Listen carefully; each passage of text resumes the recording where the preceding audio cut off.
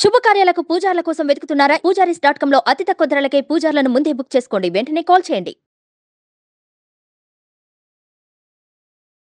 నమస్తే, welcome to Suman TV. నేను మీ యామ్ని.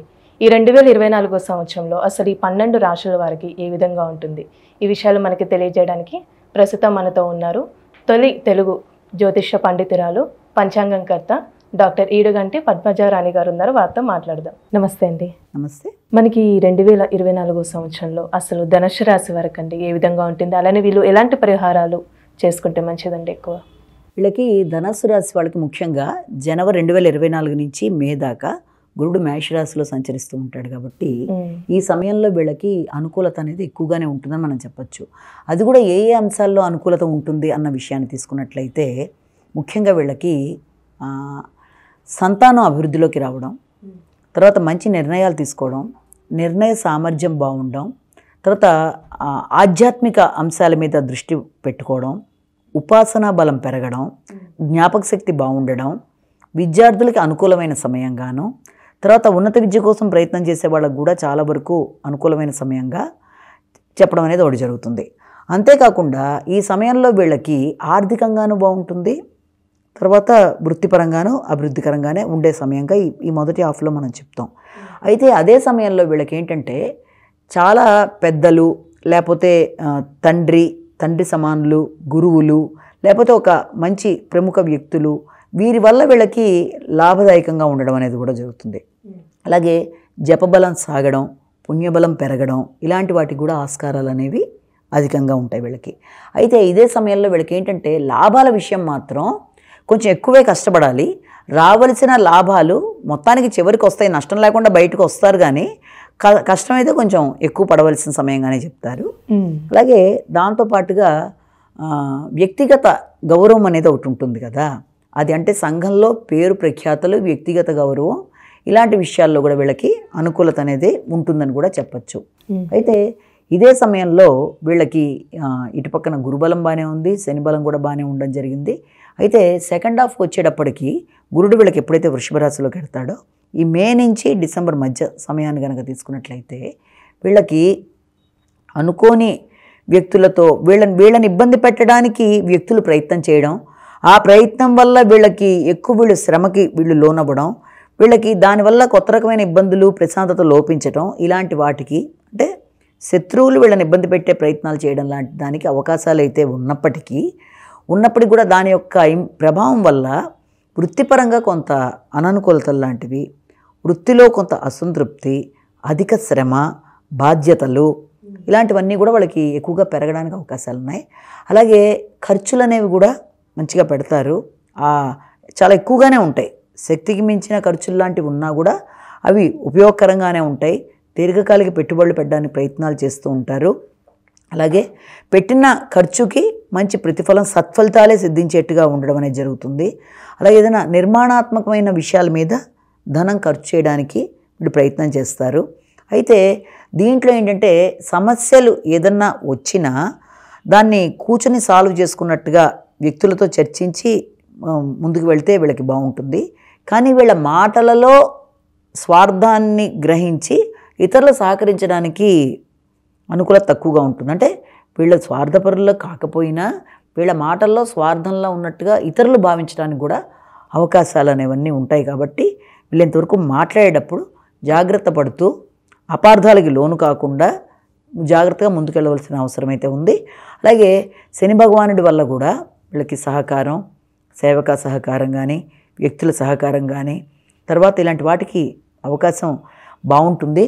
బాగున్నప్పటికీ కూడా ముఖ్యంగా సంతానం కానీ, లేకపోతే వారి యొక్క హయ్యర్ ఎడ్యుకేషన్ విషయంలో కానీ, వారి తండ్రి గారి విషయంలో కానీ, ఆకస్మిక పెట్టుబడులు పెట్టేటప్పుడు కొత్త వారిని నమ్మే విషయంలో కానీ, ఇలాంటి విషయాల్లో మాత్రం కొంత జాగ్రత్తలు తీసుకోవాల్సిన అవసరం అయితే ఖచ్చితంగా ఉంది.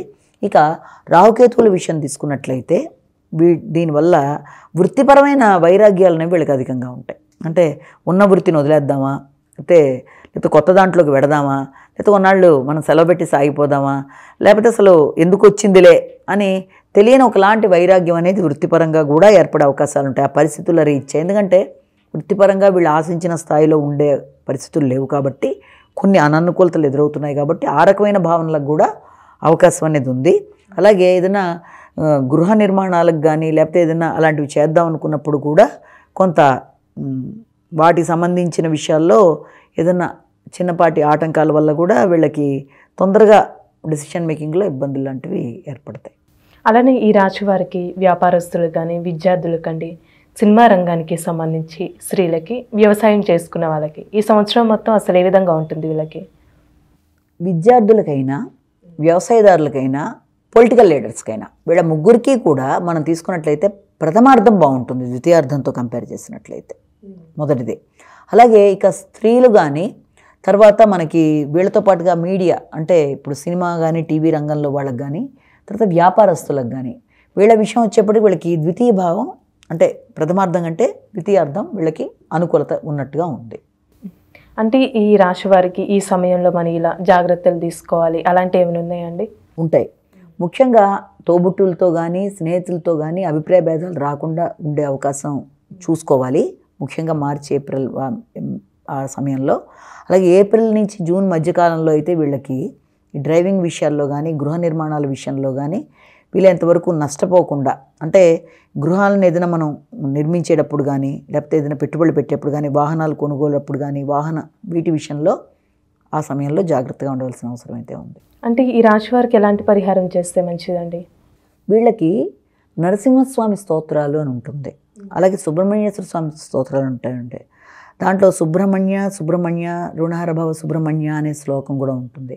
అంటే ఆ రకమైన సుబ్రహ్మణ్యేశ్వర స్వామికి సంబంధించిన శ్లోకాలు పఠించడం కానీ అలాగే నరసింహస్వామికి సంబంధించిన దేవాలయాలకు వెళ్ళడం కానీ సుబ్రహ్మణ్యేశ్వర స్వామి అంటే కుమారస్వామికి సంబంధించిన దేవాలయాలకి వెళ్ళడం కానీ అలాంటి నియమాలు ఏమైనా పాటించగలిగితే పాటించడం కానీ ఇలాంటివి కనుక చేసినట్లయితే ఈ రకమైన ఇబ్బందుల నుంచి అధిగమిస్తూ వాళ్ళు ముందుకు వెళ్ళగలుగుతారు. విద్యార్థులకైనా వ్యవసాయదారులకైనా పొలిటికల్ లీడర్స్కైనా వీళ్ళ ముగ్గురికి కూడా మనం తీసుకున్నట్లయితే ప్రథమార్థం బాగుంటుంది ద్వితీయార్థంతో కంపేర్ చేసినట్లయితే, మొదటిది. అలాగే ఇక స్త్రీలు కానీ తర్వాత మనకి వీళ్ళతో పాటుగా మీడియా అంటే ఇప్పుడు సినిమా కానీ టీవీ రంగంలో వాళ్ళకి కానీ తర్వాత వ్యాపారస్తులకు కానీ వీళ్ళ విషయం వచ్చేప్పటికి వీళ్ళకి ద్వితీయ భావం అంటే ప్రథమార్థం కంటే ద్వితీయార్థం వీళ్ళకి అనుకూలత ఉన్నట్టుగా ఉంది. అంటే ఈ రాశి వారికి ఈ సమయంలో మనం ఇలా జాగ్రత్తలు తీసుకోవాలి అలాంటివి ఏమైనా ఉన్నాయండి? ఉంటాయి. ముఖ్యంగా తోబుట్టులతో కానీ స్నేహితులతో కానీ అభిప్రాయ భేదాలు రాకుండా ఉండే అవకాశం చూసుకోవాలి. ముఖ్యంగా మార్చి ఏప్రిల్ ఆ సమయంలో. అలాగే ఏప్రిల్ నుంచి జూన్ మధ్యకాలంలో అయితే వీళ్ళకి ఈ డ్రైవింగ్ విషయాల్లో కానీ గృహ నిర్మాణాల విషయంలో కానీ వీళ్ళంతవరకు నష్టపోకుండా అంటే గృహాలను ఏదైనా మనం నిర్మించేటప్పుడు కానీ లేకపోతే ఏదైనా పెట్టుబడులు పెట్టేప్పుడు కానీ వాహనాలు కొనుగోలప్పుడు కానీ వీటి విషయంలో ఆ సమయంలో జాగ్రత్తగా ఉండవలసిన అవసరం అయితే ఉంది. అంటే ఈ రాశి వారికి ఎలాంటి పరిహారం చేస్తే మంచిదండి? వీళ్ళకి నరసింహస్వామి స్తోత్రాలు అని ఉంటుంది, అలాగే సుబ్రహ్మణ్యేశ్వర స్వామి స్తోత్రాలు ఉంటాయి. దాంట్లో సుబ్రహ్మణ్య రుణహర భవ సుబ్రహ్మణ్య అనే శ్లోకం కూడా ఉంటుంది. అంటే ఆ రకమైన సుబ్రహ్మణ్యేశ్వర స్వామికి సంబంధించిన శ్లోకాలు పఠించడం కానీ అలాగే సంబంధించిన దేవాలయాలకు వెళ్ళడం కానీ సుబ్రహ్మణ్యేశ్వర స్వామి అంటే కుమారస్వామికి సంబంధించిన దేవాలయాలకి వెళ్ళడం కానీ అలాంటి నియమాలు ఏమైనా పాటించగలిగితే పాటించడం కానీ ఇలాంటివి కనుక చేసినట్లయితే ఈ రకమైన ఇబ్బందుల నుంచి అధిగమిస్తూ వాళ్ళు ముందుకు వెళ్ళగలుగుతారు. చాలా చక్కగా తెలియజేశారండి. ధన్యవాదాలు. నమస్తే.